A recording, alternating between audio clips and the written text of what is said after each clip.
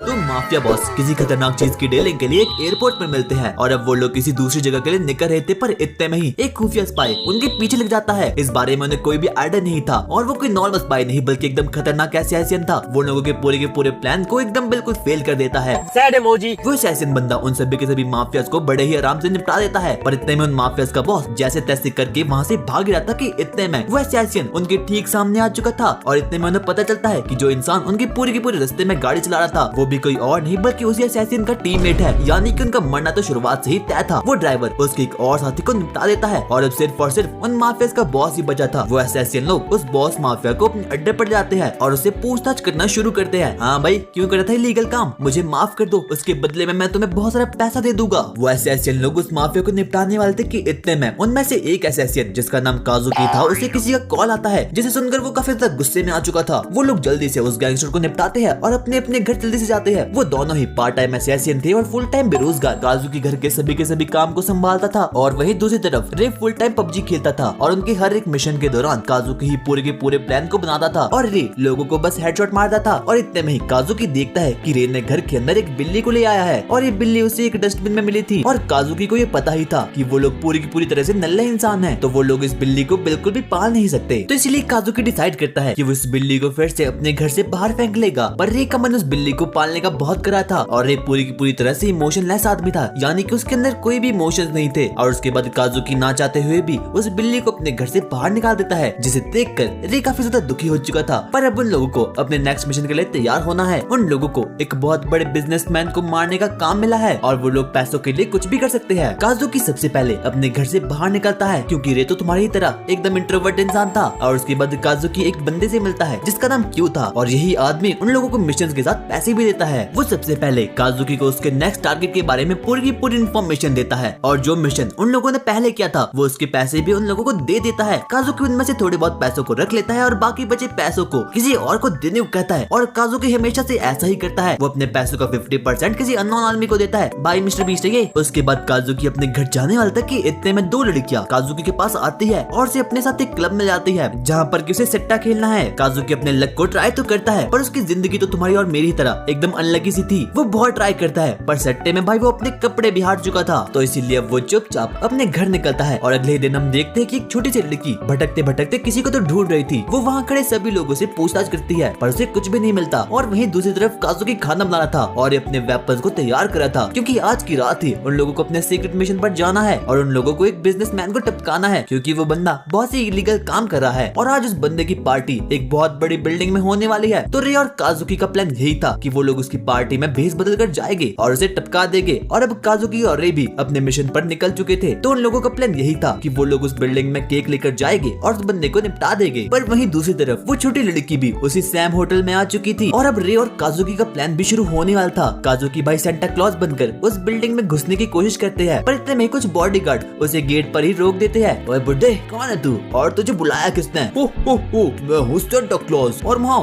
मुझे तेरी मालकिन ने बुलाया है। विश्वास नहीं हो रहा, ये ले बातें कर ले। मेरा की कहाँ है? और ऐसा करके काजुकी इन बॉडीगार्ड्स को एकदम बढ़िया तरीके से बुद्धू बना लेता है। वो लिफ्ट में जाता है और अपने सामने देखता है कि वहाँ तो एक बहुत सी छोटी सी प्यारी सी बच्ची है और काजुकी भी उसे देखकर काफी ज्यादा शॉक्ड हो चुका था। वो छोटी सी बच्ची बोलती है मुझे केक खाना है और उसके बाद वो छोटी सी बच्ची केक खाना शुरू करती है। ये बहुत यमी है। और काजुकी को देखकर काफी ज्यादा अच्छा लग रहा था क्योंकि उसने ही वो केक बनाया था और आज तक उसके खाने को इतने चाव से किसी ने खाया भी नहीं था, यहाँ तक कि रे ने भी नहीं। और आज तक उसके खाने की इतना तारीफ भी किसी ने नहीं की थी। वो बच्ची काजुकी को बोलती है ए सेंटा, मुझे अपने पापा को देखना है। काजुकी इस छोटी सी बच्ची से क्वेश्चन करना स्टार्ट करता है कि आखिरकार वो यहाँ पर क्यों आई है, कैसे आई है और किस लिए आई है। और उस बच्ची का नाम मेरी था और वो बच्ची कहीं दूर से अपने पापा को ढूंढने के लिए यहाँ पर आई है क्योंकि उसकी मम्मी ने उसे बताया था कि उसके पापा उसे यहीं पर मिलने वाले हैं। लिफ्ट का दरवाजा खुलता है और वो बच्ची अपने पापा को ढूंढने के लिए झटपट से बाहर निकलती है। और इतने में कुछ बॉडीगार्ड्स को काजुकी पर शक हो चुका था कि वो लोग कोई केक वाले नहीं बल्कि एकदम सीक्रेट स्पाई है। और इतने में वो गार्ड्स उसे शूट करने वाले थे कि इतने में रे केक के नीचे से उन पर ही उल्टा गोली चला देता और उन्हें एकदम फिनिश कर देता है। और अब तो ये लोग रिवाइव भी नहीं मांग पाएंगे। और अब उन लोगों का प्लान किसी अलग ही दिशा में जा रहा था। वहाँ के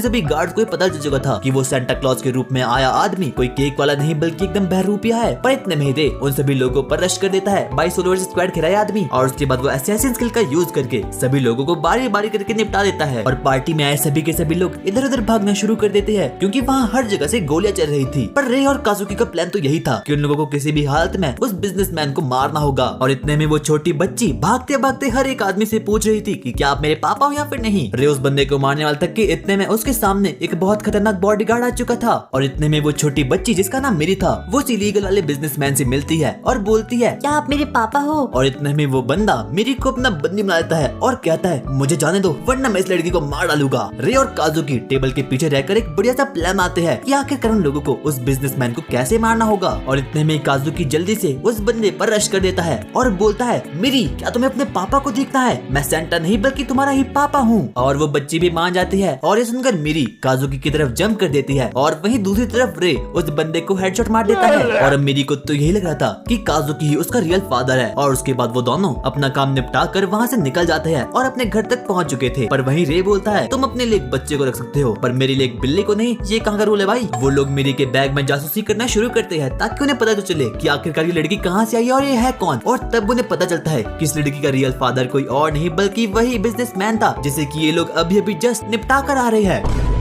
अगली ही सुबह हम देखते हैं कि मेरी डोर पर कुछ ज्यादा ही जोर से नॉक कर रही है और बोलती है पापा सुसु पापा सुसु। सबसे पहले तो काजुकी कुछ भी समझ नहीं आता कि आखिरकार ये लड़की है कौन, कहाँ से आई और क्यों आई है। और उसके बाद वो अपने दिमाग का 100% यूज करता है और तब उसके समझ आता है कि आखिरकार ये लड़की है कौन। और आखिर में जाकर उसे याद आ जाता है कि ये तो मेरी है। वो उसे जल्दी से उठाता है और वॉशरूम में फेंक देता है। पर वो सीट मेरी के लिए काफी ज्यादा ऊंची थी पर आखिर में जाकर जैसे तैसे करके एक बहुत बड़ा एक्सीडेंट होने से बच चुका था। और उसके बाद काजुकी भी अंडों को तोड़ा था और मेरी को भी देख कर काफी ज्यादा बढ़िया लगता है क्योंकि उसने आज तक कभी भी अंडों को तोड़ा नहीं था। वो भी अंडों को तोड़ना चाहती थी पर काजुकी उसे ऐसा करने से मना कर देता है और मेरी एक चेयर को उठाती है पर वो चेयर मेरी के लिए काफी ज्यादा भारी थी तो वो चेयर उसी के ऊपर गिर जाती है। और इतने में रे भी उठ चुका था क्योंकि मेरी ने उस पूरे के पूरे घर में काफी ज्यादा शोर जो मचाया था। काजुकी जल्दी से मेरी को पापा रे के साथ खेलने के लिए बोलता है और मेरी तो यही सोच रही थी।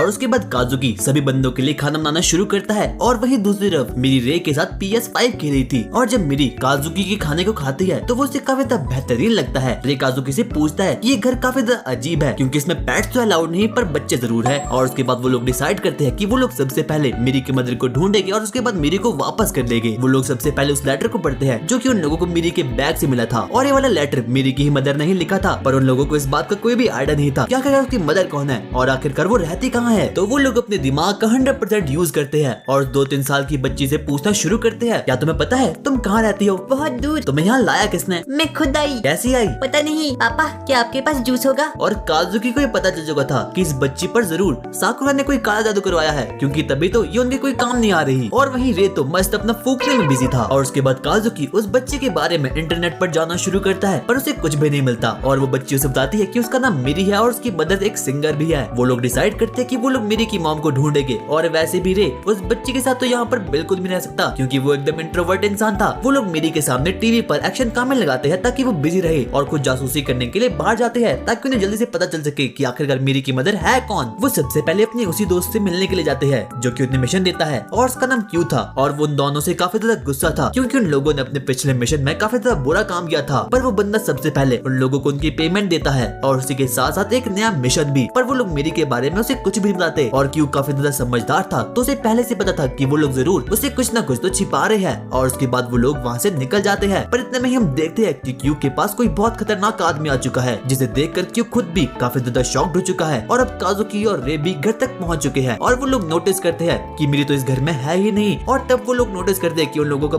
पूरा घर बिल्कुल एकदम तहस नहस हो रखा है। और ये सब कुछ किसी और ने नहीं बल्कि मेरे ने किया था। अब रात भी काफी ज्यादा हो चुकी थी और वो सभी के सभी लोग मस्त अपना डिनर कर रहे थे। और वहीं काजुकी और रे अपने नेक्स्ट मिशन की तैयारी कर रहे थे। और अपने नेक्स्ट मिशन में उन लोगों को एक बंदे को निपटाना होगा जो कि कुछ गलत चीजें बेच रहा है। पर वो बंदा एक बहुत ही खतरनाक मैंशन में रहता है और उसके पास हमेशा Z+ सिक्योरिटी होती है। और इस बार उन लोगों को इस मिशन को बिल्कुल छिपकर अंजाम देना होगा। और अगर इस बार वो लोग ऐसा नहीं कर पाए तो क्यों उन लोगों को जॉब से निकाल देगा। पर इतने में मेरी उनके पास आती है और बोलती है कि ये वाला बर्गर वैसा नहीं है जैसा कि उसकी मॉम बनाती थी। और वो बोलती है ये वाला बर्गर तो बिल्कुल टट्टी है। और अब उन लोगों का मिशन भी स्टार्ट होने वाला था। काजुकी सबसे पहले एक फेक आईडी को बताता है जिसकी हेल्प से वो उस डीलर के मेंशन में जा सकेगा। और रे भी कुछ बूम बूम वाली चीजों को तैयार कर लेता है और अब वो लोग अपने मिशन के लिए बिल्कुल तैयार हो चुके थे। मेरी उन दोनों को देखती है और अब उसका मन भी उनके साथ आने को कर रहा था, पर काजुकी उसे बहुत से चिप्स और चॉकलेट देता है ताकि वो घर में ही रहे। और जब मेरी बिजी थी तो वो लोग घर से भागने की कोशिश करते हैं, पर मेरी को पता चल चुका था कि वो लोग उसे छोड़कर जा रहे हैं, तो इसीलिए वो जोर जोर से रोने लगती है। और उसकी आवाज से उस बिल्डिंग की आंटियां भी काजुकी के पास आ चुकी थी और वो सोच रही थी कि ये तो काफी ज्यादा बुरे पेरेंट्स है और इसीलिए ना चाहते हुए भी उन लोगों को मेरी को अपने साथ ले जाना ही पड़ता है। उस गैंगस्टर का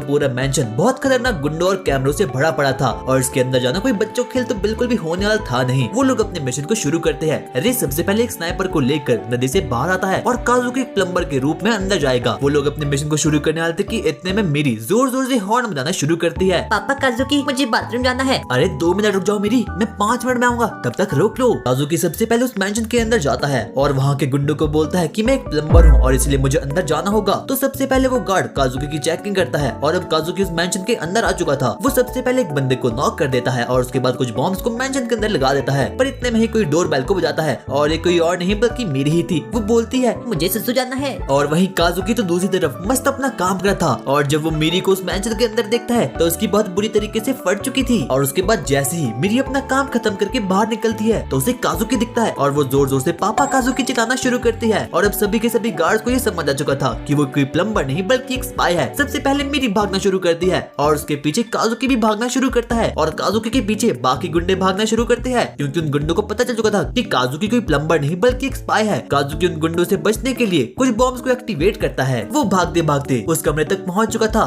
जहाँ पर कि वो गैंगस्टर था और यही उन लोगों का मैन टारगेट भी था, पर उसका ध्यान तो पूरा का पूरा मेरी को पकड़ने में था। वो फाइनली मेरी को पकड़ तो देता है, पर अब सभी के सभी गार्ड्स उसे मारने के लिए बिल्कुल तैयार हो चुके थे। पर इतने में ही रे उन सभी बंदों पर अकेला ही रश करना शुरू कर देता है और यहाँ पर रे सोलो वर्सेस स्क्वाड खेला था। वो जल्दी से एक एक करके हर एक गार्ड को निपटाना शुरू करता है। और इतने में ही काजुकी मेरी को उठाकर उसकी तरफ भाग रहा था और पता नहीं क्यों ये लोग बुलेट प्रूफ थे। और उसके बाद जैसे तैसे करके काजुकी रे को भी उठाता है और वहाँ से एस्केप कर देते हैं और अब वो लोग बोट पर बैठकर अपने घर के लिए निकल जाते हैं। और ऐसा करके उनका पूरा का पूरा मिशन बिल्कुल चौपट हो चुका था और क्या पता क्यों उन्हें जॉब से भी निकाल दे। काजुकी मेरी को बोलता है कि आज के बाद ऐसा बिल्कुल मत करना। ओके पापा। और हाँ मेरी, घर के बाद मुझे कभी भी पापा मत बोलना। वो लोग अपने घर तो पहुंच चुके थे और अब वो लोग डिसाइड करते हैं कि अगर मेरी उनके ही साथ रही तो वो लोग कभी भी अपने काम को सही तरीके से नहीं कर पाएंगे। और इतने में क्यू उन्हें कॉल करता है और बोलता है मैं तुम्हें इस मिशन से बाहर निकालता हूँ और हाँ मुझे एक बच्ची के बारे में पता चलता है और मैं तुम्हें उस बच्ची की मदर के बारे में एड्रेस देता हूँ। और अब उन लोगों को मेरी की रियल मदर का एड्रेस भी मिल चुका है। उसकी अगली ही रात हम देखते हैं कि जिस नए बंदे को उस मिशन को दिया गया था उसने उन सभी लोगों को 2 मिनट में ही खत्म कर दिया है। और उसके बाद हम देखते हैं कि रे को अपने डैड के बारे में कुछ बहुत सा बुरा सपना आ रहा था और वैसे भी रे के अपने डैड के साथ बचपन में बहुत से डैडी इशू थे। मेरी जल्दी से रे के पास जाती है और उसे जल्दी से उठाती है, पर उठाने का तरीका थोड़ा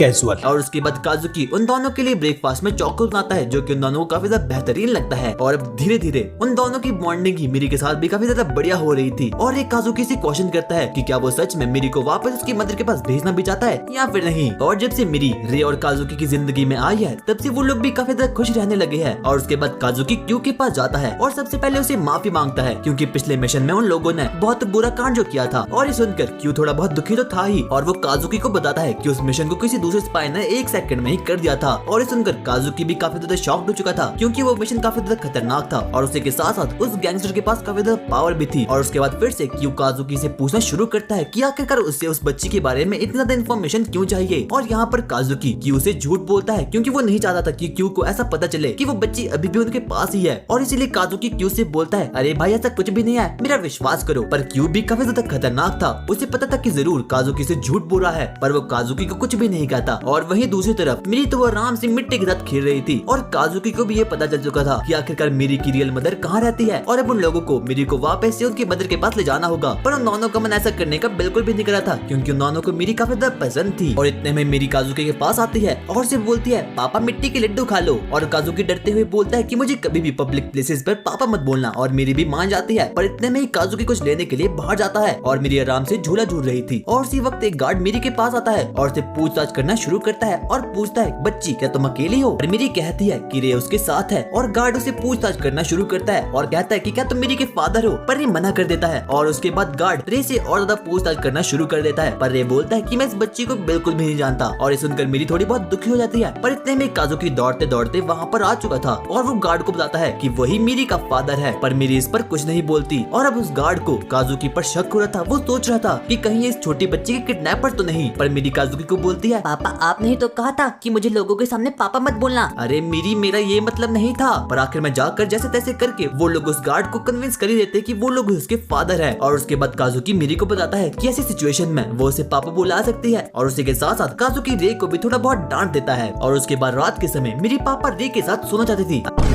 अबे सालो, वो रे के रूम में जाती है। पर रे तो आराम से बाथरूम में सो रहा था। और ऐसा इसीलिए था क्योंकि रे का पास्ट मेरे फ्यूचर से भी काफी ज्यादा डार्क था। और आज तक अपनी पूरी की पूरी जिंदगी में रे ने एक सिंगल टाइम भी स्माइल नहीं किया था। क्योंकि रे को तो ये पता नहीं था कि आखिरकार मुस्कुराते कैसे है। क्योंकि बचपन में उसके साथ बहुत कुछ हुआ था। अगले ही दिन हम देखते हैं कि अब काजुकी और रे मेरी को उसकी मदर के पास वापस ले जाने के लिए निकल चुके हैं। रे रास्ते में फिर से काजुकी से पूछता है कि क्या वो सच में मेरी को उसकी मॉम के पास वापस देना चाहता भी है या फिर नहीं, जिसका जवाब काजुकी हाँ में देता है। पर रे को पहले से पता था कि काजुकी जरूर झूठ बोल रहा है। और उसके बाद वो लोग फाइनली उस लोकेशन पर पहुंच चुके थे जहां पर कि उन लोगों को मेरी की मदर मिलने वाली है। तो काजुकी डिसाइड करता है कि सबसे पहले वो मेरी की मदर से मिलेगा और उसके बाद रे और मेरी को उसकी मदर से मिलवाएगा। और उसके बाद काजुकी ढूंढते ढूंढते एक जगह पर पहुंच चुका था और वो क्यू की दी गई लोकेशन पर पहुंच चुका था। और वो आखिर में जाकर एक क्लब तक तो पहुंच चुका था। और वो वहाँ पर देखता है कि कोई लेडी वहाँ पर गाना गा रही है। और तब उसे याद आता है कि मेरी ने बताया था कि उसकी मदर एक सिंगर है। और भाई मेरी की मदर साकुरा से भी ज्यादा ट्रैश थी। और तब काजुकी को पता चल चुका था कि मेरी की मदर कोई और नहीं बल्कि वही सिंगर है। और इतने में वहाँ पर एक बंदा आता है और मेरी की मॉम को जोरदार पंच करता है क्योंकि उसे ऐसा लग रहा था कि मेरी की मॉम नहीं काजुकी को यहाँ पर बुलाया है। और उसके बाद वो बंदा काजुकी पर भी पंच मारने का ट्राई करता है। पर अपना काजुकी तो एकदम खतरनाक स्पाई था और वो उस बंदे को उल्टा ही एक जोरदार पंच करता है। और उसके बाद वो बंदा वहाँ से दुम-दुमाकर भाग जाता है। पर इतने में मेरी की मदर उल्टा ही काजुकी को एक जोरदार चांटा मार देती है और बोलती है कि आखिरकार उसने उसके पति पर हाथ क्यों उठाया। और उसके बाद काजुकी उस लेडी को मेरी के बारे में बताना शुरू करता है। पर उस लेडी को अपनी बच्ची की कोई भी परवाह नहीं थी। और हाँ, यही मेरी की रियल मदर भी थी। और उसके बाद वो काजुकी को यहाँ तक कि बोल देती है कि मेरी उसकी बेटी नहीं बस सिर्फ और सिर्फ एक गलती ही थी। और सुनकर ही काजुकी को अपना ट्रेजिक पास्ट याद आता है क्योंकि उसके साथ भी बचपन में कुछ ऐसा ही हुआ था। और मेरी की मदर की ऐसी कंडीशन देखकर काजुकी को काफी ज्यादा बुरा लगता है। और उसके बाद वो उस लेडी से कुछ भी बोलता नहीं है और वो वहाँ से निकल जाता है। और वही दूसरी तरफ मेरी गाड़ी में बैठे बैठे काफी ज्यादा बोर हो रही थी और इसलिए रे उसे गार्डन में जाकर थोड़ा बहुत झूला झुलाता है। और अब मेरी को काफी ज्यादा मजे आ रहे थे और वो बोलती है, पापा रे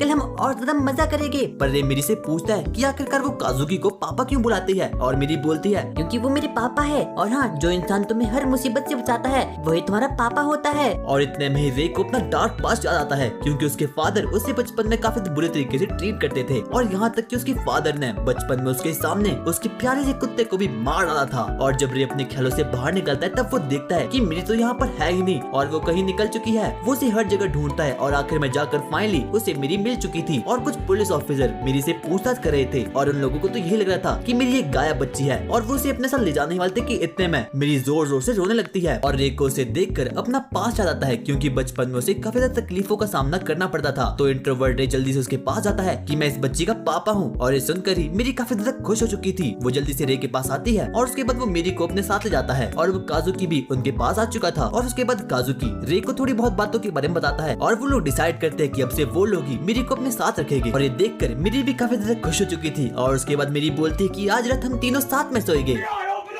और उसकी अगली ही सुबह काजुकी आराम से कपड़े धोने वाले तक कि इतने में वहाँ पर मेरी आ चुकी थी और वो काजुकी को बोलने लगती है, पापा पापा मैं ये काम करूँगी। और उसके बाद काजुकी मेरी को कपड़े धोने की ट्रेनिंग देने लगता है पहले से फ्यूचर की ट्रेनिंग हो रही है। और उसके बाद रे आराम से अपनी ट्रेनिंग की एक्सरसाइज कर रहा था। पर इतने में ही मेरी उसके पास आकर उसकी मशीन की स्पीड को कुछ ज्यादा ही बढ़ा देती है जिसके कारण रे के साथ हादसा हो जाता है। और उसके बाद वो किचन में जाती है और उसके बाद वो वहाँ पर भी हादसा कर देती है। और उसके बाद वो वॉशरूम में जाती है और वहाँ पर भी वो सब कुछ बिगाड़ कर देती है। और उसके बाद वो पूरे के पूरे घर में तहस नहस करना शुरू कर देती है। और मेरी के पीछे पीछे घूमते हुए रे और काजुकी की हालत तो भाई पूरी की पूरी तरीके से खराब हो चुकी थी। पर मेरी यहाँ पर भी नहीं रुकती क्योंकि अब उसे खेलना जो था। पर इतने में ही वो लोग डे केयर की एक बस को देखते हैं और अब उनके दिमाग की बत्ती जल चुकी थी। वो लोग डिसाइड करते कि वो लोग मेरी को डे केयर में छोड़कर आएंगे और उसके बाद वो लोग अपने वर्क को आराम से कर सकते हैं। और उसके बाद वो लोग अपने आसपास के डे केयर के बारे में पता करना शुरू करते हैं। और उसके बाद काजुकी हर एक डे केयर में फोन घुमाना शुरू करता है। पर वो सभी के सभी डे केयर उसे बोलते हैं कि उसे सबसे पहले गवर्नमेंट ऑफिस जाना होगा क्योंकि क्योंकि वहाँ पर भी उसे काफी सारे डॉक्यूमेंट्स की आवश्यकता पड़ने वाली है। और वहीं दूसरी तरफ डे केयर का नाम सुनकर ही मेरी तो काफी ज्यादा एक्साइटेड हो गई थी और इसीलिए सबसे पहले वो लोग अगले ही दिन गवर्नमेंट ऑफिस जाने के लिए निकल जाते हैं ताकि वो लोग अपने डॉक्यूमेंट्स को वेरीफाई कर सके और मेरी को किसी अच्छे से डे केयर में छोड़कर अपनी जान को बचा सके। वहाँ पर एक लेडी आकर उनको बोलती है कि सबसे पहले उन लोगों को एक नंबर को लेना होगा और उसके बाद उन्हें तब तक वेट करना होगा जब तक कि उनकी बारी नहीं आ जाती। वो लोग एक नंबर को लेकर अपनी बारी का वेट करने का इंतजार करते हैं और थोड़ा और वेट करते हैं, थोड़ा और करते हैं और थोड़ा और अब फाइनली उनकी बारी आ चुकी थी। और एक बंदा उन्हें बताता है कि अगर तुम्हें डे केयर में ज्वाइन करना है तो उसके लिए सबसे पहले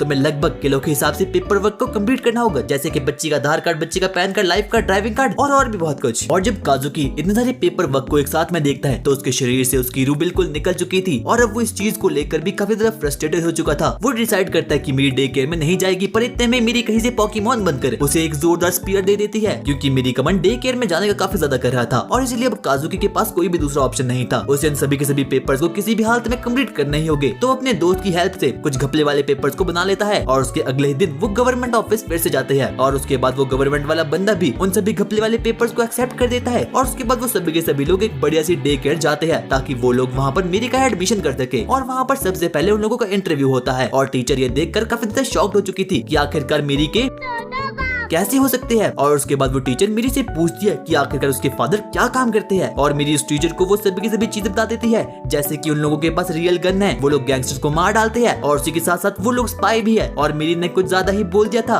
और इसीलिए वो लोग डिसाइड करते हैं कि वो इस वाले डे केयर को नहीं चूज करेंगे और ना चाहते हुए भी उन लोगों को यहाँ से जाना ही पड़ता है। वो लोग अपने नेक्स्ट डे केयर की तरफ बढ़ते हैं और काजुकी मेरी को बताता है कि उसे उसकी बातों में आकर बस हाँ बोलना है। वो चलते चलते एक और डे केयर तक तो पहुंच चुके थे और वहाँ की टीचर भी ये देखकर काफी ज्यादा शॉक्ड हो चुकी थी कि आखिरकार मेरी पैदा कैसे हो गई। वो लोग रे और काजुकी का इंटरव्यू लेना शुरू करते हैं और काजुकी और रे भी उनके हर सवालों का जवाब बिल्कुल सही सही दे देते हैं, जिसे सुनकर अब वो लोग मेरी को डे केयर में रखने के लिए मान चुके थे और अब वो सभी के सभी लोग काफी ज्यादा खुश हो चुके थे क्योंकि अब से मेरी डे केयर में रहने लगेगी। अब एक प्रॉब्लम तो खत्म हो चुकी थी पर अब बारी थी नेक्स्ट प्रॉब्लम की और वो कुछ ज्यादा ही बड़ी प्रॉब्लम होने वाली है क्योंकि काजुकी और रे को मेरी के लिए बहुत सारे कपड़े, टूथब्रश, शूज और भी बहुत कुछ चीजें लेनी होगी। अगले दिन वो लोग डिसाइड करते कि वो लोग वर्ल्ड के बेस्ट पापास बनेंगे, इसीलिए वो लोग मेरी के लिए एकदम खतरनाक ब्रांड्स के कपड़े ले गए। वो लोग मेरी के लिए लगभग $1000 के बहुत प्रीमियम वाले कपड़े ले लेते हैं और उसके बाद वो लोग लगभग एक मॉल में जाकर किलो के साथ शॉपिंग करते हैं और अपने घर आ चुके थे। पर अब दिक्कत ये थी कि डे केयर के रूल के हिसाब से जो भी चीजें उन लोगों ने मेरी के लिए ली है उन लोगों को उन सभी के सभी कपड़ों में मेरी का नाम लिखना होगा और वो भी सुई धागे से। और उसके बाद काजुकी सुई धागे लेने के लिए बाहर जाता है और ये और मेरी नाम लिखना शुरू करते हैं और उसके बाद वो लोग मेरी का नाम लिखने में और वो भी सुई धागे से पूरी की पूरी रात गुजार देते हैं, जिसमें कि उनकी रातों की नींद बिल्कुल उड़ चुकी थी। और अगले ही दिन वो लोग एकदम फैंसी कपड़े पहनकर डे केयर तक पहुंच चुके थे और जब वो लोग डे केयर पहुंचते तो वहाँ की सभी लेडीज जो कि एकदम गोल्ड डिगर थी वो लोग उनके बारे में ग्रुप चैट में बातें करना शुरू करते हैं क्योंकि उन लोगों को लग रहा था कि ये लोग काफी ज्यादा अमीर है। वहाँ के टीचर रे और काजुकी को डे केयर के सभी रूल्स के बारे में बताना शुरू करती है और यहाँ के रूल्स भाई मैथ रटने से भी काफी ज्यादा मुश्किल है और उन लोगों को मेरी के ऊपर हर दिन एक डायरी भी लिखनी होगी और इसमें उन लोगों को ये लिखना होगा कि आखिरकार मेरी ने अपने पूरे के पूरे दिन में किया क्या। और उसके बाद काजुकी टीचर को वो लंच देता है जो कि उसने बहुत पूरी की पूरी रात बैठकर बनाया था। पर वो टीचर काजुकी को बोलती है, अरे सर हम बच्चों को यहाँ पर खुद खाना खिलाते हैं। और ये सुनकर काजुकी अपने मन में बस एक ही बात बोलता है, अम्मा बहन पे आ जाऊंगा मैं इनकी। और उसके बाद वो लोग मेरी को डे केयर में छोड़ लेते हैं। मेरी डे केयर के सभी बच्चों के साथ दोस्ती करना शुरू कर लेती है पर उन सभी बच्चों को मेरी काफी ज्यादा रिच लग रही थी क्योंकि उसने कपड़े काफी ज्यादा फैंसी पहन रखे थे और इसलिए वो सभी के सभी बच्चे मेरी को इग्नोर करते हैं और अब मेरी को भी काफी ज्यादा दुख हो रहा था। और उसके बाद रे और काजुकी क्यू के पास काम के लिए जाते हैं और क्यू को ये सभी की सभी चीजें काफी ज्यादा सस्पिशियस लग रही थी और उसके बाद वो लोग मेरी को लेने के लिए वापस डे केयर के अंदर जाते हैं। काजुकी मेरी से पूछता है कि आखिर उसका आज का दिन कैसा रहा और क्या उसे डे केयर में मजा भी आया या फिर नहीं। और उसकी बिहेवियर को देखकर काजुकी को पता चल चुका था कि मेरी के साथ जरूर डे केयर में कुछ न कुछ तो गलत चीज हो रही है। और उसके अगले दिन भी मेरी डे केयर से लौटने के बाद काफी ज्यादा दुखी थी और काजुकी को ये बात कुछ भी समझ नहीं आती और आने वाले कुछ दिनों तक मेरी डे केयर से लौटने के बाद काफी ज्यादा दुखी रहने लगी। और उसके बाद काजुकी डिसाइड करता है कि वो उसकी टीचर से मिलने के लिए जाएगा। वो उसकी टीचर से मिलता है। उसकी टीचर काजुकी को बताती है कि मेरी के कपड़े बाकी बच्चों से काफी ज्यादा डिफरेंट है और उसी के साथ साथ वो काफी ज्यादा महंगे भी है, तो इसीलिए बाकी बच्चे मेरी को इग्नोर कर रहे हैं। तो बेटर यही होगा कि वो लोग मेरी के लिए थोड़े बहुत सस्ते सस्ते कपड़े लेकर आ जाए और उसके कारण बाकी बच्चे भी मेरी के साथ खेलना शुरू कर लेंगे। तब लोगों को मेरी के लिए एकदम सस्ते कपड़े लेने होंगे। वो लोग जल्दी से अगले ही दिन चोर बाजार जाते हैं और वहाँ से वो लोग लगभग किलो के हिसाब से शॉपिंग कर लेते हैं। और उसके अगले ही दिन ही काजुकी मेरी को एकदम सस्ते कपड़े पहनाकर डे केयर ले जाता है और वो बच्चों के बीच फुटबॉल की कुछ ट्रिक्स दिखाना शुरू कर लेता है, जिसे देखकर बाकी डे केयर के बच्चे भी काफी ज्यादा एक्साइटेड हो चुके थे। और अब वो सभी गद्दे बच्चे मेरी को अपना दोस्त बनाने के लिए मान जाते हैं। भाई क्या गद्दे बच्चे ये। और अब मेरी भी काफी ज्यादा खुश हो चुकी थी क्योंकि सभी के सभी डे केयर के बच्चे उसके दोस्त बन चुके थे। और उसके अगले दिन ही रे और काजुकी मेरी को एकदम नया चमचमाता रूम गिफ्ट करते हैं, जिसे देखकर मेरी भी काफी ज्यादा एक्साइटेड हो चुकी थी। और उसके बाद काजुकी देखता है कि पिछले महीने तो उन लोगों ने काफी ज्यादा पैसों को वेस्ट कर लिया है क्योंकि पिछले महीने उन लोगों ने डटकर शॉपिंग जो की थी। और वहीं दूसरी तरफ मेरी और रे तो आराम से बैठकर पबजी खेल रहे थे और अब वो लोग यही सोच रहे थे कि आखिरकार वो लोग पैसे कैसे कमाएंगे क्योंकि क्यू ने तो उन लोगों को जॉब से निकाल दिया है और ऊपर से अब उन लोगों के पास थोड़े भी पैसे नहीं बचे हैं। तो उसके अगले दिन ही काजुकी और रे जल्दी से क्यू के पास जाते हैं ताकि वो उसे जल्दी से कोई बढ़िया सी जॉब कमा पाए और उनके पास बहुत से पैसे आ पाए। और क्यू को तो ये बातें पहले से पता था कि वो लोग जरूर उसके पास जॉब मांगने के लिए बिल्कुल आएंगे, तो उसने उन लोगों के लिए बहुत सारी जॉब पहले से इकट्ठा करके रखी थी। और उसके बाद वो उन दोनों को लगभग 4-5 आदमी को निपटाने की जॉब दे देता है। और अब इस चीज को देखकर वो लोग काफी ज्यादा खुश हो चुके थे। वो लोग अपना काम आराम से कर रहे थे। इतने में डे केयर से उनको कॉल आता है और वो लोग बताते हैं कि मेरी को लगभग अगले 1 हफ्ते तक घर के अंदर ही रहना पड़ेगा और उस वक्त कोई भी डे केयर नहीं होगा। और ये देख कर रे और काजुकी काफी ज्यादा घबरा चुके क्योंकि उन लोगों को जैसे तैसे करके अगले कुछ दिनों में अपनी जॉब्स को निपटाना होगा और ना चाहते हुए भी उन लोगों को उस क़यामत को वापस से अपने घर लाना पड़ता है। और उसके बाद मेरी रे और काजुकी से उनके काम के बारे में पूछना शुरू करती है क्योंकि उसे डे केयर से होमवर्क मिला था कि उसे अपने पेरेंट्स के काम के बारे में पता लगाना है और उस पर एक ऐसे लिखना है। पर रे और काजुकी तो एक बहुत खतरनाक असैसिन थे और वो उस छोटी सी बच्ची को इस काम के बारे में बिल्कुल भी बता नहीं सकते, तो वो लोग अलग अलग बहाने बनाना शुरू करते हैं और वो उन लोगों से फिर से पूछना शुरू करती है, पापा रे आपका काम क्या है? और अब वो लोग वापस से अपने घर आ चुके थे। उनको कैसे भी करके अगले 5 दिनों के अंदर अपने पूरे के पूरे असैसिन वाले वर्क को खत्म करना होगा और अगर उन लोगों ने ऐसा नहीं किया तो क्यों उन्हें जॉब से निकाल देगा। और इसीलिए वो लोग दिन में तो मेरी का ख्याल रखते हैं और रात को अपने पूरे के पूरे असैसिन वाले वर्क को निपटाने की कोशिश करते हैं। और वो लोग अपने काम में इतने ज्यादा बिजी हो चुके थे कि वो लगातार 3 रातों तक बिल्कुल भी नहीं सोते क्योंकि उन लोगों ने एक चलती फिरती आफत को अपने घर में जो रख लिया था और हाँ वो मेरी ही थी। और उसके अगले दिन ही सबसे पहले काजुकी कुछ मिशन के रिगार्डिंग बाहर जाने की कोशिश करता है और वो रे को पहले ही बोल देता है कि आज तुम्हें ही मेरी का ध्यान रखना है। पर दिन के 10 बजे भी अभी भी रे की आधी रात थी। और उसके बाद काजुकी मेरी को आज के दिन पापा रे के साथ खेलने के लिए बोलता है, पर मेरी मानने वालों में से कहाँ थी। वो सबसे पहले तो रे को उठाने की कोशिश करती है पर रे तो उठता ही नहीं है। और जब काजुकी अपने घर से बाहर निकलता है तो उसके पीछे पीछे ही एकदम स्पाई करते करते मेरी भी उसके पीछे पीछे जाती है। और काजुकी को इस बात के बारे में कोई भी आइडिया था नहीं कि मेरी उसका पीछा कर रही है। और काजुकी तो मस्त अपना क्यू से मिलने के लिए जा रहा था क्योंकि उसे मिशन के रिगार्डिंग उसे कुछ बातें करनी थी। और उसके बाद मेरी काजुकी का पीछा पूरे के पूरे रास्ते में करती है पर बीच रास्ते में मेरी को एक बहुत ही अजीब सी लड़की दिखती है और उसके बाद मेरी भी उसके जैसे चलने का ट्राई करती है। अबे भाई कहाँ नजर है तुम्हारी। मेरी राम से पापा काजुकी का पीछा कर ही रही थी कि इतने में उसे एक कुत्ता दिखता है और उसके बाद वो उस कुत्ते के साथ खेलने में व्यस्त हो जाती है। और इतने में वो देखती कि काजुकी तो कहीं निकल चुका है और अब वो इस पूरे के पूरे शहर में बिल्कुल अनजान और उसे बिल्कुल भी पता नहीं था कि इस रास्ते की पूरी गलियां कहाँ जाती है। और अब मेरी भी बिल्कुल एकदम भटक चुकी थी और इतने में हम देखते कि अब रे भी उठ चुका है। और जब वो अपने पूरे के पूरे घर में मेरी को ढूंढता है तो वो उसे मिलती ही नहीं और अब उसे पता चल चुका था कि मेरी गायब हो चुकी है। और वही दूसरी तरफ काजुकी तो आराम से क्यू से बातें कर रहा था अपने मिशन के रिगार्डिंग और इतने में ही रे काजुकी को कॉल करता है और वो उसे पूरी की पूरी बातें बता देता है कि आखिरकार कैसे मेरी गायब हो चुकी है। क्या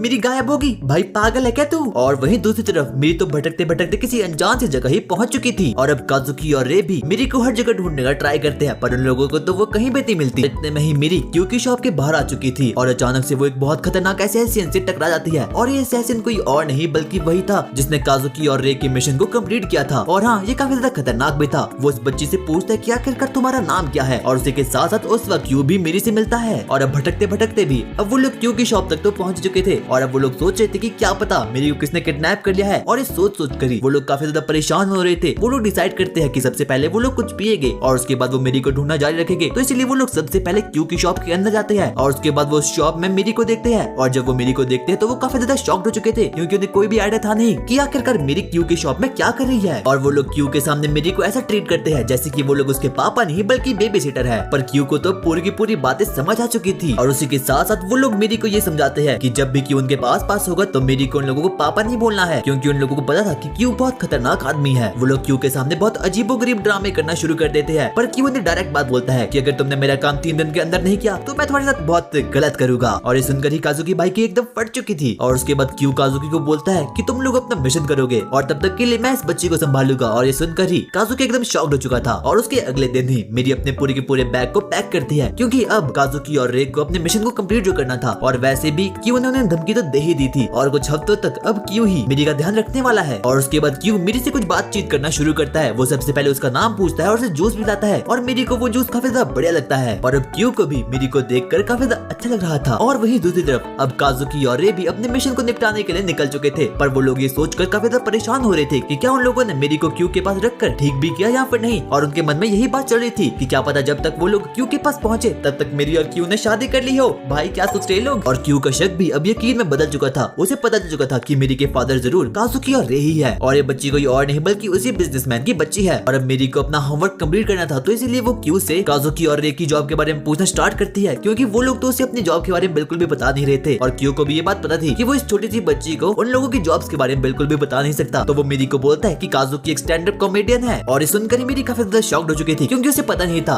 कि आखिरकार ये चीज होती क्या है। और उसके बाद वो बोलता है कि रे एक मजदूर है और वो ऑयल की फैक्ट्री में काम करता है। और वहीं दूसरी तरफ काजुकी और रे तो मस्त अपना एसेसिन का मिशन करने में बहुत ज्यादा व्यस्त, पर वो मिशन के हर एक पल बस मेरी के बारे में सोचे जा रहे थे। और वो लोग बस यही सोच रहे थे कि क्या मेरी ने क्यू को सब कुछ बता दिया है या फिर नहीं। और इसलिए वो लोग जल्दी जल्दी करके अपने मिशन को कंप्लीट कर देते हैं। और उसके बाद वो जल्दी से क्यू की शॉप में पहुंच चुके थे। और आज तक उन लोगों ने अपने पूरे के पूरे करियर में इतने जल्दी किसी भी मिशन को निपटाया नहीं था। और उसके बाद काजुकी जल्दी से क्यू से पूछता है कि आखिरकार मेरी कहाँ है। और मेरी तो आराम से घोड़े बेचकर सो रही थी। और अभी भी काजुकी क्यू के सामने वैसे ही अजीब अजीब से ड्रामे कर रहा था, जैसे कि वो इस बच्ची को जानता ही नहीं है और वो लोग तो सिर्फ इसके बेबी सिटर ही है। पर क्यू काजुकी को बोलता है कि मुझे इन सब चीजों के बारे में पहले से पता था, तो बेहतर यही होगा कि तुम अपने ड्रामे को साइड कर लो। और अब अगले ही दिन डे केयर का दिन शुरू हो चुका था और मेरी ने जो ऐसे अपने पेरेंट्स की जॉब के बारे में लिखा वो सभी बच्चों को सुनाती है। भाई क्या ये। और उसके बाद क्यू भी उन दोनों को बढ़िया से पैसे दे देता है। क्यू काजुकी को बोलता है, काजुकी तुम्हें पता है ना हमारा काम कितना खतरनाक है। हम लोगों को ये भी नहीं पता कि क्या कल हम जिंदा भी रहेंगे या फिर नहीं, और इसीलिए हम अपने साथ साथ किसी दूसरे की जिंदगी को भी खतरे में नहीं डाल सकते। और बेहतर यही होगा कि तुम अपने सभी डिसीजन को बहुत सोच समझ के लो। और उसके बाद हम काजुकी को देखते हैं और वो अपने मन में यही सोच रहा था कि क्या हम लोग मेरी को अच्छी तरह से पाल भी रहे हैं या फिर नहीं, और क्या पता मेरी बड़े होकर बिल्कुल ही बिगड़ जाए। और यही सोच सोचकर वो काफी ज्यादा घबरा रहा था। और उसी के बाद से ही काजुकी डिसाइड करता है कि वो वर्ल्ड का सबसे बेस्ट पापा बनेगा। और उसके बाद ही वो मेरी को लेने के लिए वापस से डे केयर में जाता है और वहाँ पर उसके टीचर से बताते हैं कि आज के दिन मेरी और किसी बच्चे की बहुत खतरनाक वाली फाइट हुई है। और जिसे सुनकर ही काजुकी बिल्कुल एकदम घबरा चुका था और अब वो अपने मन में यही सोचा था कि कहीं मेरी सच में बड़े होकर कहीं बुरी ना बन जाए। और उसके बाद काजुकी डिसाइड करता है कि वो पूरी की पूरी बातों के बारे में पता लगाएगा कि क्या सच में मेरी की फाइट किसी के साथ भी हुई थी या फिर नहीं। तो उसके बाद वो सबसे पहले मेरी को घर ले जाता और उसके बाद वो उसे थोड़े बहुत क्वेश्चन करना स्टार्ट करता है। मेरी क्या आज तुम किसी से लड़ी? नहीं पापा। और उसके बाद जो क्वेश्चन भी काजुकी मेरी से कर रहा था, पर मेरी तो आराम से गेम खेलने में व्यस्त थी और वो काजुकी के क्वेश्चन पर बिल्कुल भी ध्यान नहीं देती। काजुकी को जैसे तैसे करके भी ये पूरी की पूरी बात जाननी थी कि आखिरकार सच में हुआ क्या था और क्या उसकी टीचर ने वो कहा था कि क्या वो सच भी है या फिर नहीं। तो वो मेरी से बार बार क्वेश्चन करना स्टार्ट करता है, पर मेरी का मन काजुकी को बताने का कुछ भी नहीं करा था। पर काजुकी फिर से भी बार बार लगातार बस ये जानने की कोशिश कर रहा था कि आखिरकार उस पूरे के पूरे इंसिडेंट में हुआ क्या था, और जिसके कारण मेरी काफी ज्यादा गुस्सा हो चुकी थी। और उसके बाद वो काजुकी को छोड़कर अपने रूम में वापस जाती है और काजुकी तो बस एक बढ़िया से फादर होने की कोशिश कर रहा है। और उसके बाद ये सभी ड्रामा देखकर काजुकी काफी ज्यादा दुखी हो चुका था। और उसके अगले दिन ही काजुकी मेरी के लिए एकदम बढ़िया सा लंच तैयार करता है ताकि मेरी का गुस्सा भी ठंडा हो जाए। तो उसके बाद मेरी उठती है और वो सबसे पहले पापा रे को हेलो बोलती है। और जैसे वो काजुकी को देखती है वो तो भाई और ज्यादा गुस्सा हो चुकी थी। पर काजुकी अपनी पूरी की पूरी कोशिश मेरी को खुश करने की कर रहा था। और उसके बाद वो बहुत अलग अलग ड्रामे करना शुरू करता है, पर मेरी बोलती है पापा मुझे बिल्कुल पसंद नहीं हो। और ये सुनकर ही काजुकी के दिल के अरमान पूरी की पूरी तरह से टूट चुके थे। और वो काजुकी से इतना ज्यादा गुस्सा थी कि वो उससे ठीक से बातें भी नहीं करती। और ऊपर से वो रे को कहती है कि क्या आप आज मुझे स्कूल ड्रॉप कर सकते हो या फिर नहीं। और जैसे ही काजुकी ये सुनता है भाई वो तो पूरी की पूरी तरह से टूट चुका था। और उसके बाद रे मेरी को स्कूल छोड़ने के लिए निकल चुका था। और वहीं दूसरी तरफ काजुकी तो डिप्रेशन के ढोकले खा रहा था।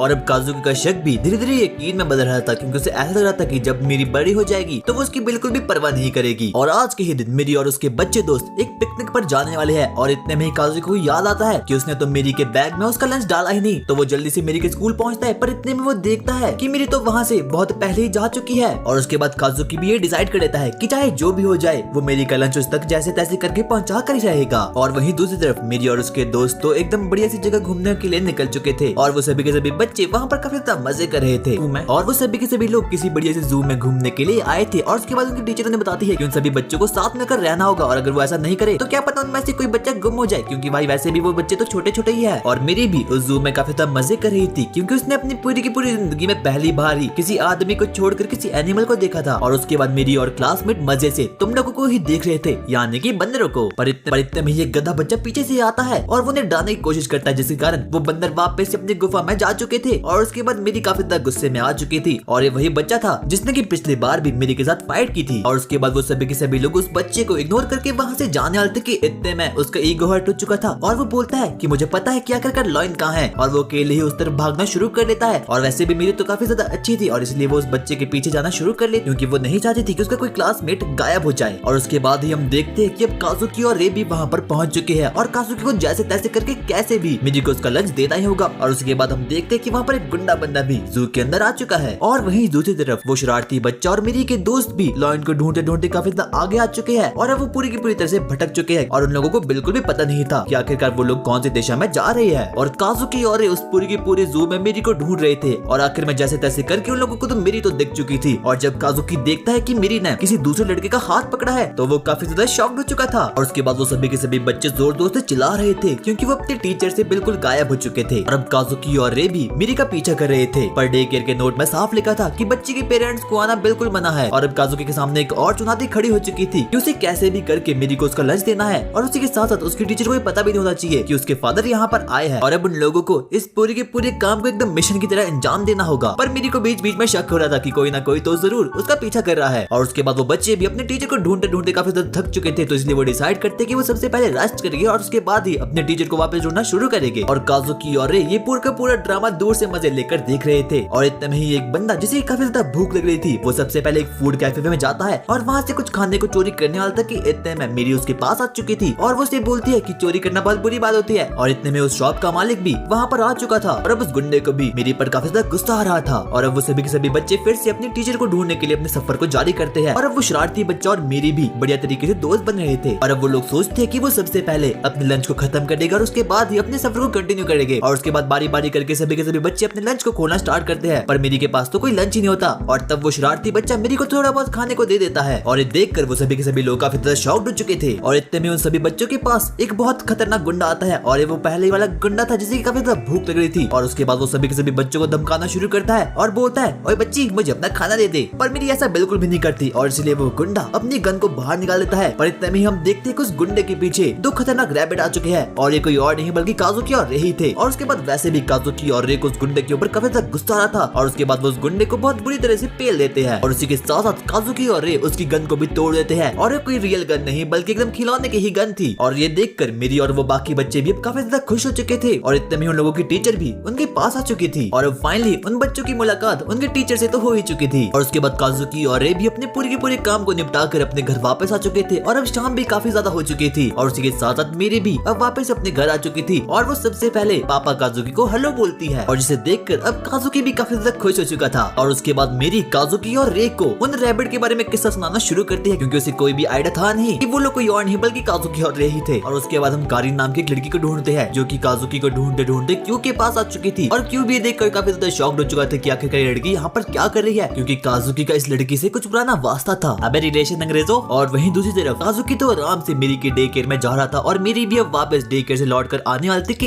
इतने में उसका छाता गिर चुका था। और ये देखकर ही काजुकी को अपनी पास्ट की कुछ बुरी यादें आ जाती है, और उसी इंसिडेंट के बाद से काजुकी डिप्रेशन के ढोकले खा रहा है। और अब मेरी और काजुकी भी वापस अपने घर आ चुके थे, पर मेरी ने पानी के कारण उस पूरे के पूरे घर को बिल्कुल गीला कर लिया था। और उसके बाद काजुकी रे की हेल्प कुछ चीजों को करने के लिए मांगता है, पर ये तो आराम से अपना बीजीएमआई खेल रहा था। और उसके बाद वो सभी के सभी लोग मिलजुल कर खाना खाते हैं, पर इतने में काजुकी नोटिस करता है कि उन लोगों ने बस पूरे के पूरे डिनर टेबल को काफी ज्यादा गंदा कर लिया है, और उन लोगों को इस पूरे के पूरे बारे में कोई भी कदर नहीं है कि आखिरकार काजुकी उनके लिए कितने एफर्ट्स मारा है। और ये देखने के बाद ही काजुकी को थोड़ा बहुत गुस्सा तो आ ही चुका था। और उसके बाद काजुकी फिर से घर बाहर के काम करने में फिर से व्यस्त हो चुका था। और उसके बाद वो रे से थोड़ी बहुत मदद करने के लिए बोलता है, पर ये तो मस्त अपना एक्सरसाइज करने में बिजी था। और अब काजुकी को भी और ज्यादा गुस्सा आ रहा था, क्योंकि जो भी काम काजुकी करता था रे उसकी कोई भी हेल्प नहीं करता था। वो मेरी के काम भी अकेले ही करता था, और इसके साथ साथ वो मेरी का ख्याल भी अकेले रखता था, क्योंकि रे तो उसकी किसी भी चीज में कोई भी हेल्प करता था नहीं। और उसी बीच काजुकी को अपनी गर्लफ्रेंड की याद आती है, और अब वो इस दुनिया में बिल्कुल भी नहीं है, क्योंकि बहुत पहले ही उसके साथ कुछ हो चुका है। और उसके बाद काजुकी रे को समझाता है कि उसे भी मेरी की थोड़ी बहुत रिस्पॉन्सिबिलिटी लेनी ही होगी। और उसके बाद काजुकी फिर से मार्केट जाता है ताकि वो कुछ चीजों को ले सके, पर इतने में ही वहाँ पर और उसे एक लड़की दिखती है और काजुकी से जैसे तैसे करके पीछे छुड़ाने की कोशिश करता है और वो एक गली में जाता है कि इतने में ही वहाँ पर फिर से उसे थोड़ी बहुत लड़कियां मिल जाती है और वो लड़की अपनी काजू बेबी को फिर से सट्टा खेलने के लिए बोलती है। पर काजुकी का मन ऐसा कुछ करने में बिल्कुल भी था नहीं और अब काजुकी भी अपने घर वापस आ चुका था और वो अपने मन में यही सोच रहा था कि उसे मेरी और अपने काम दोनों ही साथ में करने पड़ते हैं और ये तो कुछ भी नहीं करता, वो लोग तो सिर्फ खाते हैं और वापस से सो जाते हैं और अब मेरी की पूरी रिस्पॉन्सिबिलिटी सिर्फ और सिर्फ काजुकी के ही कंधे पर है। और काजुकी उन दोनों लोगों से ही अब काफी ज्यादा दुखी भी हो चुका था और इसीलिए काजुकी अगले ही दिन डिसाइड करता है कि वो आराम से चिल मारेगा और अगले ही दोपहर को जब रे की नींद खुलती है तो मेरी उसके पास दौड़ते दौड़ते आती है और वो उसे बोलती है पापा रे भुक्की। और अब रे को भी ये बात समझ आ चुकी थी कि जरूर काजुकी उन लोगों से दुखी होकर कहीं जा चुका है और आज के पूरे दिन ही उसी को इसी आफत को संभालना होगा। तो सबसे पहले रे एक अच्छे पापा बनने की कोशिश करता है और वो मेरी को ब्रेकफास्ट में एकदम बढ़िया सा ब्रेकफास्ट बनाना शुरू कर देता है और उसके बाद रे मेरी को डे केयर के लिए एकदम प्रिपेयर करता है और उसे इतनी ज्यादा बारिश में ले जाकर भी डे केयर में ड्रॉप कर देता है। और वहीं दूसरी तरफ काजुकी तो आराम से क्यू के पास बैठ के गप्पे मार रहा था और अब काजुकी भी काफी ज्यादा डिप्रेशन में आ चुका था क्योंकि उससे अपनी पुरानी पास्ट की यादें आ रही थी। और वहीं दूसरी तरफ अब रे और मेरी भी डे केयर तक तो पहुंच चुके थे पर वहाँ पर कोई भी नहीं था और तब रे को पता चलता है कि आज तो संडे है और अब काजुकी डिसाइड करता है कि वो अपना पूरे का पूरा दिन गैम्बलिंग में बिता देगा और सबसे पहले तो वो एक क्लब में जाता है और वहाँ पर बहुत ही सुंदर लड़कियों पर अपने पैसे फूंक देता है। और अब वहीं दूसरी तरफ मेरी और रे तो आराम से अपनी गेम्स खेलने में बिल्कुल व्यस्त थे और मेरी की तबीयत भी अब थोड़ी खराब हो रही थी और उसके बाद रे डिसाइड करता है कि वो छोटी सी बच्ची को आज पिज्जा खिलाएगा क्योंकि उसे तो कुकिंग का सी भी नहीं आता था। और अब रात भी काफी ज्यादा हो चुकी थी और उसी के साथ साथ काजुकी ने भी काफी ज्यादा पी रखी थी और इसीलिए काजुकी भी एक बंदे से बड़े ही आराम से पिट जाता है क्योंकि वो अपने होश में तो था ही नहीं। और रे और मेरी तो अभी भी बस काजुकी का ही इंतजार कर रहे थे क्योंकि उन लोगों को पता ही था कि काजुकी जरूर उनसे दुखी होकर वहाँ से भागा है। और इतने में ही काजुकी के पास वही लड़की आती है जो कि उसे बहुत समय से ढूंढ रही थी और उसका नाम कारिन था और अब फाइनली काजुकी उसे मिल चुका है और दरअसल ये लड़की काजुकी की गर्लफ्रेंड की बहन है और अब तो वैसे भी काजुकी की गर्लफ्रेंड इस दुनिया में तो है ही नहीं और जब से उसकी गर्लफ्रेंड मरी है उसने उसकी मौत का जिम्मेदार खुद को ही ठहरा लिया है और तब से वो डिप्रेशन के ढोकले खा रहा है। और काजुकी ने इस इंसिडेंट से मूव होने की बहुत कोशिश की पर वो ऐसा कर ही नहीं पाया। दरअसल बहुत सालों पहले जब काजुकी ने एसएसएन टीम को नया ज्वाइन किया था तो उसे एक मिशन मिला था, उसे एक बंदे को निपटाना था और वो बंदा बहुत तेजी से भाग रहा था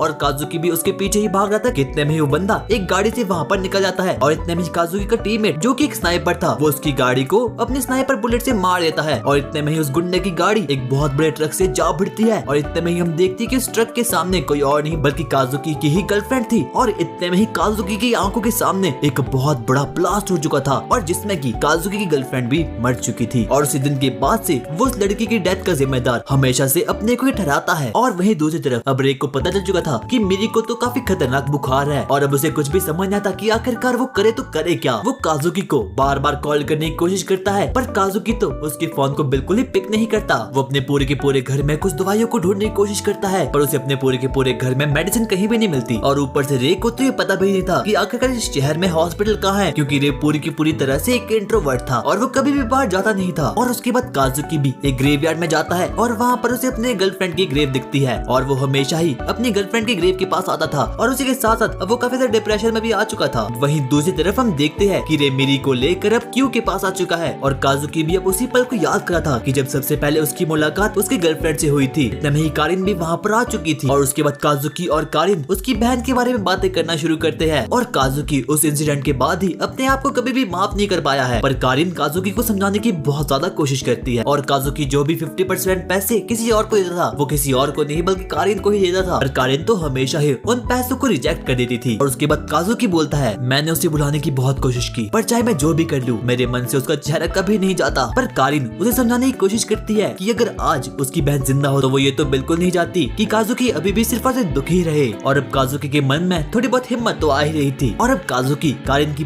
पूरी बातों को सुनकर ये डिसाइड करता है कि वो अपनी पूरी की पूरी जिंदगी की खुशियाँ सिर्फ और सिर्फ मेरी को ही देगा। और उसके बाद जब काजुकी अपने घर वापस आता है तो वो देखता है कि रे और मेरी तो एकदम साथ में सो रहे हैं और मेरी को तो काफी ज्यादा तेज बुखार है और अब कहीं ना कहीं तो रे को भी ये एहसास हो चुका है कि उसे भी मेरी की रिस्पॉन्सिबिलिटी को अपने कंधों पर लेना ही होगा। और उसके अगले दिन ही रे कहीं जाने के लिए तो तैयार हो रहा था और आज के दिन ही इसका बर्थडे भी होने वाला है। वो अपने पूरे के पूरे बालों को संवार के कहीं जाने के लिए बिल्कुल निकल चुका था कि इतने में रास्ते में उसे मेरी मिल चुकी थी और उसके बाद वो रे से बहुत सारे सवाल जवाब करना शुरू कर देती है पर रे तो उसे बिल्कुल भी सीरियसली लेता नहीं है और अपने काम से जाना शुरू कर लेता है क्योंकि आज रे को कुछ ज्यादा ही खतरनाक वाला काम है क्योंकि आज के दिन ही रे को अपने डैड से मिलना है। और हाँ, उसके डैड काफी ज्यादा खतरनाक थे और ऊपर से उसके डैड तो एक सीक्रेट ऑर्गेनाइजेशन के लीडर भी थे और वो अपने डैड को डैड नहीं बल्कि बॉस बोलता था, क्योंकि उसके डैड बचपन से ही काफी ज्यादा स्ट्रिक्ट थे और उन्होंने ही सबसे पहले रे को असैसिनेशन की स्किल को सिखाया था। और उसके बाद रे डिप्रेशन के ढोकले खाते खाते फाइनली अपने घर तो पहुंच चुका था और उसका घर नहीं बल्कि एक बहुत बड़ा मैंशन लग रहा था। और उसके बाद रे अपने मैंशन के अंदर अपने फादर से मिलने के लिए निकल चुका था। और वहीं दूसरी तरफ मेरी और काजुकी यही डिसाइड करे थे कि जब रे वापस अपने घर आएगा तो वो उसे एक बहुत बढ़िया सा बर्थडे सरप्राइज देंगे। और उसके बाद मेरी काजुकी से अपने ग्रैंडपा के बारे में पूछना शुरू करती है और उसके ग्रैंडपा कोई और नहीं बल्कि रे के फादर ही है। और काजुकी भी उसके बाद मेरी को रे के फादर के बारे में बताना शुरू करता है और वो बोलता है कि उसके फादर काफी खतरनाक और स्ट्रिक्ट इंसान है। रे अपने फादर से मिलता है और उसके फादर काफी ज्यादा स्ट्रिक्ट इंसान थे। वो रे को बोलता है कि मुझे काजुकी काफी ज्यादा घटिया इंसान लगता है क्योंकि उसके कारण तुम अपने पिछले मिशन में काफी ज्यादा फेल हो चुके हो और अब वो वक्त भी आ चुका है जब तुम हमारी फैमिली बिजनेस यानी कि असैसिनेशन स्किल को आगे बढ़ाओ। और रे के फादर रे से बस इतना ही चाहते थे कि वो उनकी फैमिली बिजनेस को आगे बढ़ाए। और जब काजुकी भी रे से पहली बार मिला था तो वो बस एक रोबोट की तरह था और उसके अंदर कोई भी इमोशंस नहीं थे क्योंकि उसके पूरे के पूरे इमोशंस को उसके फादर ने ही खत्म कर लिया था। पर रे अपने फादर से बाहर रहने के लिए थोड़ा और बहुत टाइम मांगता है और यहाँ पर रे के फादर भी समझ चुके थे कि जरूर रे के साथ कुछ न कुछ तो बहुत अजीब चीज चल रही है क्योंकि अब रे के अंदर थोड़े बहुत इमोशंस उन्हें दिख रहे थे। और इतने में ही रे के फादर उसे एक बहुत खतरनाक मिशन भी देते हैं जिसमें कि उसे एक बहुत खतरनाक आदमी को निपटाना था और ये बंदा कोई और नहीं बल्कि उनकी ही टीम का एक मेंबर था। और उस बंदे ने रे के फादर को बिट्रे किया था यानी कि उन्हें धोखा दिया था और अब रे का काम यही होने वाला है कि उसे उस बंदे को जान से मारना होगा। रे भी इस मिशन को करने के लिए हाँ कर देता है और रे को आज ही इस पूरे के पूरे मिशन को खत्म करना होगा। और उसके बाद काजुकी रे को कॉल करता है और उसे पूछता है कि आखिरकार वो है कहाँ और रे भी उसे पूरी की पूरी बातें बता देता है। उसके बाद रे भी अपने मेंशन से बाहर आ चुका था और वहाँ पर एक और असैसिन रे का इंतजार एक गाड़ी में कर रहा था और ये वाला असैसिन भी काफी ज्यादा खतरनाक था और ये बंदा भी रे के डैड के अंडर ही काम करता है। और उसके बाद वो बंदा रे को गाड़ी में बिठाकर अपने टारगेट पर ले जाना शुरू करता है और गाड़ी में बैठे बैठे रे उस पूरी की पूरी मिशन को डिटेल में पढ़ रहा था। और तब वो देखता है कि जिस इंसान को उसे निपटाना है वो कोई और नहीं बल्कि रे का बचपन का मास्टर है और उसी बंदे ने रे को पूरी की पूरी असैसिनेशन स्किल का सिखाया था और उसे नहीं उसे लड़ना भी सिखाया था और आज के दिन रे को उसे ही खत्म करना है। रे के फादर की टीम ने उस बंदे की गर्लफ्रेंड को तो बिल्कुल जान से खत्म कर लिया है और अब बारी उसी बंदे की है क्योंकि उसने अपने पूरे के पूरे जीवन में सिर्फ और सिर्फ एक ही गलती कर दी थी और वो थी रे के फादर को धोखा देना। और अब वो लोग फाइनली उस जगह पर पहुंच चुके थे जहाँ पर कि रे को उसका नेक्स्ट टारगेट मिलने वाला है। रे उसे मारने के लिए जाने वाला था कि इतने में वो बंदा उसे बोलता है जब वो मरे उससे पहले वो कुछ शब्द बोलेगा तो मैं चाहता हूँ तुम उसके आखिरी शब्दों को मुझ तक पहुँचाओ क्योंकि मैं इस डायरी में उन सभी लोगों के आखिरी वर्ड लिखता हूँ जिन्हें भी मैंने आज तक मारा है। और ये बंदा पूरी की पूरी तरीके से साइको होता है। और उसके बाद रे भी अपने नेक्स्ट मिशन को निपटाने के लिए निकल चुका था और रे भी अब अपने टीचर तक पहुंच चुका था और उसका टीचर भी रे को देखकर काफी ज्यादा परेशान हो चुका था। और उसके बाद उसका टीचर रे से बहुत पुरानी बातें करना शुरू करते हैं और इतने में उन लोगों के बीच गन फाइट भी बिल्कुल शुरू हो चुकी थी। रे का टीचर उसे बोलता है कि मुझे लगा जब तुमने ऑर्गेनाइजेशन छोड़ी तुम बिल्कुल चेंज हो जाओगे पर नहीं तुम भी उन्हीं के जैसे हो। और उसके बाद वो लोग एक दूसरे से फिर से लड़ना शुरू करते हैं क्योंकि वो बचपन में भी एक दूसरे से काफी ज्यादा लड़ते थे पर वो तो सिर्फ और सिर्फ एक ट्रेनिंग ही थी और ये कोई ट्रेनिंग नहीं होने वाली बल्कि ये तो रियल लाइफ है। और वहीं दूसरी तरफ काजुकी और मेरी तो रे के बर्थडे की सेलिब्रेशन को प्रिपेयर कर रहे थे। और वहीं अब हम लोग रे को देखते हैं जो कि उस बंदे का पीछा करते करते छत तक तो पहुंच चुका था और उन दोनों के बीच एक काफी खतरनाक फाइट होना भी शुरू हो जाती है। और उस लड़ाई के बीच रे का सेंसे उससे बहुत कुछ समझाने की कोशिश करता है पर रे का सिर्फ और सिर्फ एक ही एम था कि उसे जैसे तैसे करके कैसे भी उस बंदे को निपटाना होगा। और उसके बाद वो लोग एक दूसरे से चाकू से लड़ना शुरू करते हैं और पुराने समय में तो रे उसे बिल्कुल भी हरा नहीं पाता। और इतने में ही हम देखते हैं कि अब रे का टीचर काफी ज्यादा खतरनाक तरीके से लड़ रहा है। वो रे को मारने वाला था कि इतने में रे अपने जेब से गन निकालता है और अब समझो उसके टीचर का तो खेल खत्म होने वाला था। रे अपने टीचर पर गन से वार करता है और अब वो फाइनली मर चुका था और इसी के साथ साथ ही रे का मिशन भी कंप्लीट हो चुका था। और रे के टीचर के आखिरी वर्ड कुछ ऐसे थे, मैं आ रहा हूँ। और जब रे नीचे आता है तो वो असैसिन उसे पूछता है क्या इस आदमी के आखिरी वर्ड क्या थे और रे बोलता है मुझे नहीं पता। और ये सुनकर ही वो असैसिन बोलता है ये तो पूरा का पूरा साकुरा निकला क्योंकि रे अपने सीनियर की काफी ज्यादा रिस्पेक्ट करता था। और उसके बाद वो असैसिन रे के टीचर की बॉडी को एक गाड़ी में पैक करके डालता है ताकि रे के फादर को ये कंफर्म हो जाए कि रे ने फाइनली अपने मिशन को कंप्लीट कर लिया है। और उसके बाद रे उसी जगह पर थोड़ी देर बैठता है और अपनी पूरी की पूरी लाइफ के बारे में सोचना शुरू करता है। रे अपने टीचर के आखिरी वर्ड को सोच सोच कर ही बहुत ज्यादा परेशान हो रहा था क्योंकि रे की पूरी लाइफ तो दूसरों को ही मारने में बीती है और इसी चीज के कारण रे के पूरे इमोशंस खत्म हो चुके हैं। पर इतने में ही काजुकी वहाँ पर आ चुका था क्योंकि मेरी रे के लिए काफी ज्यादा वेट कर रही थी। और उसके बाद काजुकी और रे को पुराने दिन याद आते हैं जब वो लोग सबसे पहले बार मिले थे। रे तो सबसे पहले एकदम बिल्कुल ज़ॉम्बी था, ना वो नहाता था ना वो कुछ करता था। और एक दिन जब काजुकी उसे मिला तो उसने ही उसकी पूरी जिंदगी को सबसे पहले चेंज किया था। और जब रे और काजुकी घर पहुँचते हैं तो रे मेरी को देखकर काफी ज्यादा खुश हो चुका था क्योंकि रे को अपनी पूरी की पूरी जिंदगी में पहली बार ह्यूमन इमोशंस का एहसास हुआ था और उसे मेरी के साथ साथ एक जीने की इच्छा शिक्षा भी मिल चुकी है। पर इतने में ही हम देखते हैं कि रे के डैड का असैसिन क्यू के पास आ चुका है और क्यू भी रे के डैड के लिए ही काम करता था। और वो असैसिन क्यू को बोलता है मुझे इस फोटो के बारे में इन्फॉर्मेशन चाहिए। और वो फोटो किसी और का नहीं बल्कि काजुकी और मिरी का था। यानी कि रे के डैड को अब मिरी के बारे में पता चल चुका है और अब वो मिरी के बारे में क्या करेंगे ये तो हमें आने वाले एपिसोड में पता चलेगा। तब तक के लिए तुम लोग लाइक शेयर सब्सक्राइब कर